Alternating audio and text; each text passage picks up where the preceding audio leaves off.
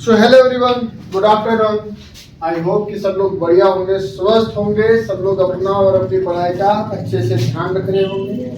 ठीक है, सो ज़्यादा देर न करते हुए लास्ट टाइम हमने क्या पढ़ा था? लास्ट टाइम हमने पढ़ा था फ्रिक्शन पढ़ा था, है ना? क्या पढ़ा था? फ्रिक्शन पढ़ा था। एक बार जल्दी से रिकैप कर लेते हैं। ठीक है, रिकैप में हमारे पास क्या है? रिकैप में हमने पढ़ा था फ्रिक्शन। फ्रिक्शन क्या होता है सर? एक ऐसी फोर्स जो कब लगती है, अभी जो तब लगती है जब दो बॉडीज कांटेक्ट में लगती है, और ये फोर्स जो है बॉडी के मोशन को अपोज करती है। The force which opposes the relative motion of the bodies when they are in contact. ठीक है, उसके बाद हमने टाइप्स ऑफ फ्रिक्शन पढ़ा था। एक इंटरनल है और एक एक्सटर्नल है। इंटरनल फ्रिक्शन में हमने क्या पढ़ा था भैया? विस्कोसिटी, ठीक है, force between the fluids with in the same material, है ना? और एक्सटर्नल फ्रिक्शन में हमने पढ़ा था तीन प्रकार का: static friction, limiting friction and kinetic friction. अब काइनेटिक फ्रिक्शन, ठीक है, चलो यहाँ तक ये शायद हमने खत्म किया था, है ना? अब काइनेटिक फ्रिक्शन भी आगे दो प्रकार की होती है। काइनेटिक फ्रिक्शन भी आगे दो प्रकार की होती है। वो है रोलिंग फ्रिक्शन, जब एक बॉडी दूसरे बॉडी के ऊपर रोल करता है। For example tyre on road, tyre on road. जब टायर एक रोड के, ये रोड का सरफेस है, टायर इसके ऊपर रोल करता है, रोटेटिंग मोशन है। ठीक है, तो यहाँ पर इसके टायर के और रोड के बीच में जो फोर्स एप्लीकेबल है ना, उसी फोर्स की वजह से टायर आगे की तरफ चलता है। वही फोर्स रिस्पॉन्सिबल है टायर को आगे लेने के लिए। ठीक है, और टायर अलग अलग क्वांटिटी, अलग अलग क्वालिटी के बने होते हैं। इसके बारे में हम बाद में बात करेंगे, ऐसा रोल करता है। तो ऐसा याद रखो कि भाई जब रोल करते हुए कोई बॉडी एक दूसरी बॉडी के ऊपर रोल कर रही है, तो उस वक्त जो फ्रिक्शन होता है वो कौन सा फ्रिक्शन है? Rolling friction. और दूसरा होता है स्लाइडिंग फ्रिक्शन। स्लाइडिंग फ्रिक्शन में तो एकदम से ब्रेक मारा और टायर घिसी भी तो आगे निकल गया। ठीक है, तो वो हमारे पास कौन सा है? Sliding friction. ठीक, चलो यहाँ तक हमने पढ़ा था। उसके बारे में हम बात की थी कि भाई स्टैटिक फ्रिक्शन, लिमिटिंग फ्रिक्शन और काइनेटिक फ्रिक्शन क्या है। स्टैटिक फ्रिक्शन सर वो फ्रिक्शन है जब बॉडी हमारे पास किस में? रेस्ट में। Friction when the body is at static position. Limiting friction, the maximum value of static friction is known as limiting friction. And kinetic friction when the body is in motion, जब body हमारे पास motion है। ठीक है, तो चलिए ज्यादा वक्त बर्बाद ना करते हुए आज का सेशन स्टार्ट करते हैं। तो सबसे पहले सबको हैप्पी रक्षाबंधन, है ना? कैसा रहा सबका रक्षाबंधन? मस्त रहा। आज तीसरे दिन में क्लास हो गया। ठीक है, तो चलिए आगे बढ़ते हैं। हमारा आज का जो टॉपिक होने वाला है that is laws of friction. Laws of, चलिए, laws of limiting friction. Limiting friction sir, laws क्या कहते हैं? लिमिटिंग फ्रिक्शन के लॉज क्या कहते हैं? पहला लॉ जो कहता है कि भाई जो फोर्स ऑफ फ्रिक्शन होगा वो सीधा सीधा किस चीज के ऊपर निर्भर करेगा? नॉर्मल रिएक्शन के ऊपर निर्भर करेगा। ठीक है, पहला लॉ कहता है, पहला लॉ क्या कहता है? The force of friction is directly proportional to the normal reaction, that is F is directly proportional to R। ठीक है, क्या कहता है पहला law? F is directly proportional to R. What is F? F is frictional force. This law states that the force of friction is directly proportional to normal reaction. जितना ज्यादा normal reaction, और भाई नॉर्मल रिएक्शन कैसा होता है? Normal reaction कैसा होता है? फॉर एग्जांपल अगर मेरे ये दो हाथ है, इन दोनों हाथों को मैं जोड़ रहा हूं, हल्के से जोड़ रहा हूं, ऐसा स्लाइड कर रहा हूं, गर्मी पैदा होगी कम। अगर इनको थोड़ा सा मैं जोर दे रहा हूं, दबा रहा हूं, ठीक है, एक दूसरे के अगेंस्ट पुश कर रहा हूं, अब ऐसा करूंगा तो अब गर्मी पैदा होगी। किस केस में फ्रिक्शन ज्यादा लगा?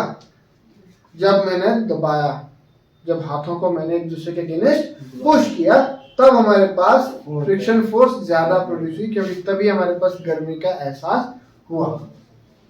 जब मैंने इसको एक दूसरे के अगेंस्ट दबाया तो हुआ क्या, इस हाथ ने इस हाथ के ऊपर नॉर्मल रिएक्शन का वैल्यू बढ़ा दिया। और अगर मैं यही normal reaction on the surface of ground देखता हूं, मेरे पास एक टेबल है, मेरे पास एक टेबल है, इस टेबल के ऊपर मान के चलो कि कोई एक ऑब्जेक्ट है, इस ऑब्जेक्ट का मास 1 kg है। कितना है? 1 kg है। सर ये ऑब्जेक्ट इसके ऊपर mg फोर्स लगाएगा नीचे की तरफ, और जब mg फोर्स लगाएगा नीचे की तरफ, for every action there is equal and opposite reaction, there is equal and opposite reaction, है ना। तो ऑपोजिट रिएक्शन किस में होगा? r ऊपर की तरफ होगा। Let us suppose that this is r1, this is r1। I am going to consider another object over here. मेरे पास एक और ऑब्जेक्ट है और इसका मास मेरे पास 10 kg के बराबर है। कितना kg के बराबर है? 10 kg के बराबर है। अब इसका कुछ मास है m, और ये mg फोर्स नीचे की तरफ लगा रहा है, और अगर mg फोर्स नीचे की तरफ लगा रहा है तो इसका नॉर्मल रिएक्शन भी कुछ उतना ही होगा जितना ये फोर्स नीचे की तरफ लगा रहा है। कौन सा नॉर्मल रिएक्शन जो है ज्यादा है? ये R1 ज्यादा है या R2 ज्यादा है? R2 is greater than R1। Here इस डायग्राम के तहत R2 ज्यादा है R1 से। तो मुझे बताओ, आपको इन दोनों ऑब्जेक्ट को स्लाइड करना है, कौन सा ऑब्जेक्ट इजीली स्लाइड होगा? क्या 1 kg वाला या 10 kg वाला? 1 kg वाला इजीली स्लाइड होगा। इसका मतलब अगर सर वो इजीली स्लाइड हो रहा है, अगर मैं इसको इस तरफ फोर्स लगा रहा हूं, इस तरफ फोर्स लगा रहा हूं, दोनों ऑब्जेक्ट को, ये इजीली स्लाइड हो रहा है। इजीली स्लाइड होने का मतलब सर यहाँ पर फोर्स ऑफ फ्रिक्शन जो था वो कम है, और यहाँ पर फोर्स ऑफ फ्रिक्शन जो है वो ज्यादा है। ऐसा क्यों हुआ? क्योंकि सर इसका नॉर्मल रिएक्शन R2 ज्यादा है R1 से। सो जितना ज्यादा नॉर्मल रिएक्शन उतनी ज्यादा फोर्स ऑफ फ्रिक्शन। हाथों को आप स्लाइडली ऐसे रखो, ऐसा रब करो, उतनी ज्यादा घर्षण नहीं होगी, उतना ज्यादा फोर्स प्रोड्यूस नहीं होगा, हीट एनर्जी उतना ज्यादा प्रोड्यूस नहीं होगा। अगर आप दबा के करते हो तो हीट ज्यादा से ज्यादा प्रोड्यूस होती है। ठीक है, ऐसा ही होता है ना। ठीक है, या फिर वो दूसरा आप देख सकते हैं कि वो लकड़ी से आग जलाते हैं ऐसे से, लेकिन उसको ऊपर से दबा के रखते हैं। जब दबा के रखते हैं तो दबाने का क्या मतलब है भाई? देखा लकड़ी से आग जलाना देखा किसी ने, यूट्यूब पे देख लेना। ऐसा एक लकड़ी नीचे से होता है, ऐसा एक सुराख होता है और उसमें एक डंडा रखा होता है। इस डंडे को रस्सी के बदौलत क्या करते हैं? खींचते हैं। ठीक है, फिर क्या करते हैं? इसको ऊपर से वेट लगाते हैं भैया, वेट लगाते मतलब फोर्स बढ़ाते हैं ताकि इसका नॉर्मल रिएक्शन बढ़े, ताकि इसका नॉर्मल रिएक्शन बढ़े। नॉर्मल रिएक्शन बढ़ने के कारण क्या हुआ? सर फोर्स ऑफ फ्रिक्शन बढ़ जाएगा, फोर्स ऑफ फ्रिक्शन बढ़ जाएगा। जब फोर्स ऑफ फ्रिक्शन बढ़ जाएगा और ये कंटिन्यूसली ऐसे ऐसे घूम रहा है, ऐसे ऐसे घूम रहा है, इसको ऐसे ऐसे खींचते हैं, ठीक है, ऐसे ऐसे घूम रहा है, तो रोलिंग फ्रिक्शन अपना काम करेगी। कौन सी फ्रिक्शन?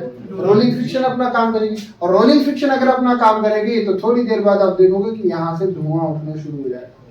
और ज्यादा करेंगे तो आग पकड़ेगा, क्योंकि फ्रिक्शन इतना एनर्जी वहां पर क्रिएट कर लेता है, इतना हीट एनर्जी क्रिएट कर लेता है कि ऑब्जेक्ट जो है वो इग्निशन टेम्परेचर तक पहुंच जाता है। ठीक है, उतना ज्यादा नहीं डीप में जाना है, बस इतना देख लो कि भैया अगर नॉर्मल रिएक्शन बढ़ा तो फोर्स ऑफ फ्रिक्शन बढ़ जाएगी, फोर्स ऑफ फ्रिक्शन बढ़ जाएगी। ठीक है भैया। अच्छा, दूसरा ये है, दूसरा लॉ क्या कहता है कि फोर्स ऑफ फ्रिक्शन जो होगी, फोर्स ऑफ फ्रिक्शन मैं इसको स्मॉल एफ से कंसीडर करता हूं, फोर्स ऑफ फ्रिक्शन को स्मॉल एफ से, और कैपिटल एफ से रखते हैं भैया अप्लाइड फोर्स। कैपिटल एफ से अप्लाइड फोर्स रखते हैं और स्मॉल एफ से फ्रिक्शनल फोर्स रखते हैं। कहता है दूसरा law, force of friction is always opposite to किसके? Opposite to applied force F, या फिर आप कह सकते हैं भाई मोशन। जिस दिशा में मोशन आएगा उसके ऑपोजिट दिशा में ही हमारे पास फ्रिक्शनल फोर्स लगेगा, है ना। ये तो हमने लास्ट टाइम भी पढ़ा था। ठीक है, उसके बाद तीसरा लॉ कहता है the force of limiting friction is independent of the shape of the area of the surface in contact as long as the normal reaction remain same. चलिए, कहता है साइज और शेप पर ये निर्भर नहीं करती है, तब तक, जब तक कि नॉर्मल रिएक्शन सेम है, जब तक कि नॉर्मल रिएक्शन सेम है तब तक ये निर्भर मतलब साइज और शेप पर निर्भर नहीं करेगी। देखिए कहता क्या है तीसरा लॉ, तीसरा लॉ कहता है F remains सेम। सेम कब तक भैया, या F does not depends upon area of cross section, ऐसा लिख देते हैं F does not depends upon A, F does not depend on area of cross section A unless and until as long as the R remains same. What is R? That is normal reaction. Does not depend on A as long as R remains same. जब तक normal reaction same है तब तक force of friction हमारे पास same रहेगी, और अगर normal reaction बदला तो फोर्स ऑफ फ्रिक्शन भी बदल जाएगा। ठीक है, वो एरिया ऑफ कांटेक्ट पे डिपेंड नहीं करती है। उदाहरण के तौर पे देख लो, एक ऑब्जेक्ट मेरे पास ये है, टेबल ये है। अब मैं यहाँ पर एक वुडन ब्लॉक ले रहा हूँ, एक वुडन ब्लॉक है इसके ऊपर। इस वुडन ब्लॉक का हमारे पास एरिया इन कांटेक्ट जो है वो यहाँ से यहाँ तक है, लेकिन इस वुडन ब्लॉक का मास कितना है भाई, 1 kg के बराबर है। कितना है? 1 kg के बराबर है। ठीक है, वहीं पर मैं एक दूसरा ब्लॉक यहाँ पर ले रहा हूँ, लेकिन ये वाला ब्लॉक जो है वो आयरन ब्लॉक है। कौन सा ब्लॉक है? इसका नॉर्मल वेट कितना है? 1 kg के बराबर है। अब मुझे बताओ, जब हम इन दोनों को स्लाइड करोगे तो फोर्स किसको बराबर लगेगी? फोर्स किसको ज्यादा लगेगी? नहीं, फोर्स दोनों को बराबर लगेगी। बेशक इसका एरिया ऑफ क्रॉस सेक्शन इतना कांटेक्ट में आ रहा है, this is the area of cross section coming in contact with the table of wooden block, इसका wood and this is iron. लेकिन इसका नॉर्मल रिएक्शन देखो भैया, सीधी सी बात हम करते हैं। F is equal to mass into acceleration. अगर किसी भी ऑब्जेक्ट को आपको किस में लाना है? मोशन में लाना है, एक्सेलरेट करना है, तो आपको उसके ऊपर क्या करना होगा? फोर्स लगाना होगा। और फोर्स किस पर निर्भर करती है? Mass into acceleration. किस पर? मास पर डिपेंड करता है। तो mass remains same, then F remains same. Accelerate ही करना है ना, तो अगर मास सेम है तो एक्सेलरेशन सेम है, अब फोर्स सेम है। तो भाई यहाँ पर एरिया ऑफ क्रॉस सेक्शन इसका इतना और इसका एरिया ऑफ क्रॉस सेक्शन इतना है। करके देख लेना, कोई फर्क नहीं पड़ता, करके देख लो।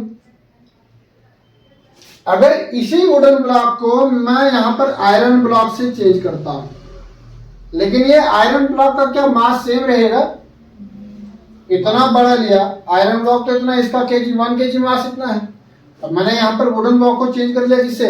आयरन ब्लॉक से। क्या आयरन ब्लॉक इतना बड़ा लूंगा अगर मैं, तो मास उसका सेम रहेगा, क्योंकि इसकी मास डेंसिटी अलग है, उसकी डेंसिटी ज्यादा है, तो उसका मास बदल जाएगा, मास ज्यादा हो जाएगा। क्या हो जाएगा? मास ज्यादा हो जाएगा, और मास ज्यादा हो जाएगा तो नॉर्मल रिएक्शन चेंज हो जाएगा ना सर। लेकिन मैं इसको अगर वुड ही लेता हूँ, क्या लेता हूँ? वुड लेता हूँ, और इसको आयरन लेता हूँ, दोनों का एरिया ऑफ क्रॉस सेक्शन अलग अलग है, दोनों के एरिया ऑफ क्रॉस सेक्शन अलग अलग है। लेकिन बात यह है कि सर इसका नॉर्मल रिएक्शन और इसका नॉर्मल रिएक्शन दोनों का सेम होगा, क्योंकि mg ये जितना नीचे की तरफ लगाएगा ना, क्योंकि 1 × 10⁻⁹ है ना, और ये भी कितना होगा? 1 × 10⁻⁹ mg नीचे की तरफ जो लगेगा, और इसका नॉर्मल रिएक्शन उतना ही होगा। तो जब तक मास सेम है, एरिया ऑफ क्रॉस सेक्शन हो सकता है बड़ा होगा, एरिया ऑफ क्रॉस सेक्शन हो सकता है छोटा होगा, फ्रिक्शनल फोर्स उतनी ही लगेगी, फ्रिक्शनल फोर्स उतनी ही लगेगी। हाँ, अगर एरिया ऑफ क्रॉस सेक्शन बदल रहा है और साथ में नॉर्मल रिएक्शन भी बदल रहा है, तब हमारे पास फ्रिक्शनल फोर्स बदल जाएगी, तब हमारे पास फ्रिक्शनल फोर्स बदल जाएगी। कि भाई मान के चलो कि हमारे पास ये वुडन है और ये आयरन है, अब दोनों को मैं आयरन करता हूं, एरिया ऑफ क्रॉस सेक्शन इसका बड़ा है और इसका छोटा है, तो किसको फोर्स ज्यादा लगेगी? बड़े वाले को, है ना। तो इसका नॉर्मल डायरेक्शन बढ़ गया है और एरिया ऑफ क्रॉस सेक्शन भी चेंज है, तब जाकर इस पर फोर्स, अप्लाइड फोर्स जो होगी वो ज्यादा लगेगी। क्लियर? सो थर्ड लॉ क्या कहता है कि सर जब तक हमारे पास नॉर्मल रिएक्शन सेम है, कोई फर्क नहीं पड़ता कि एरिया ऑफ कांटेक्ट बढ़ रहा है या घट रहा है, एरिया ऑफ कांटेक्ट बढ़ रहा है या घट रहा है, तब तक हमारे पास फ्रिक्शनल फोर्स सेम है अगर नॉर्मल डायरेक्शन सेम है। अगर नॉर्मल डायरेक्शन सेम है तो frictional force same. Clear? That is third law. That is first law ने क्या कहा? Frictional force is directly proportional to normal direction. Second law, frictional force is always opposite to the applied force और the motion. Third law, it doesn't depends upon area of cross section unless or until some external unless or until as long as r changes, तब तक ये change नहीं होगा। और चौथा law ये कहता है कि फ्रिक्शन फोर्स डिपेंड करती है sir nature of the surfaces coming in contact. देखो चौथा लॉ क्या कहता है? Fourth law, frictional force depends upon frictional force F depends upon the nature of the surfaces coming in contact, coming in contact। Nature के ऊपर depend करता है। किसके ऊपर डिपेंड करता है? नेचर के ऊपर डिपेंड करता है। कौन? Frictional force. मैं देखो ये मेरे पास एक सरफेस है, ये मेरे पास मार्कर है और ये मेरे पास बोर्ड है। मैं मार्कर के ऊपर बोर्ड को स्लाइड करता हूँ, बहुत इजीली स्लाइड हो रहा है। अब यहीं पर मैं बोर्ड के ऊपर हाथ को स्लाइड करूँ, थोड़ा सा गड़बड़ है, फ्रिक्शनल फोर्स ज्यादा। अगर इसी के ऊपर मैं रबर को स्लाइड करता हूँ, किसको स्लाइड करता हूँ? रबर को स्लाइड करता हूँ। सपोज दैट ये फोर्स ज्यादा, ठीक है। इसी के ऊपर अगर मैं वॉलेट को चलाता हूँ, ये वॉलेट है और वॉलेट, फोर्स मैक्सिमम, नहीं घिस रहा भाई आगे, ठीक है। वॉलेट को घिसा रहा हूं तो नहीं घिस रहा है। किस चीज के ऊपर निर्भर किया? Force of friction, nature. इसका नेचर अलग है, उसका नेचर अलग है, पेन का नेचर अलग है।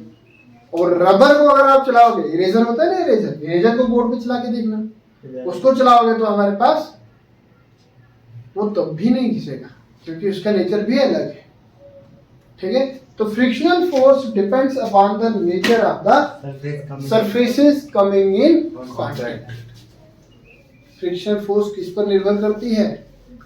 Surfaces coming in contact. Clear है?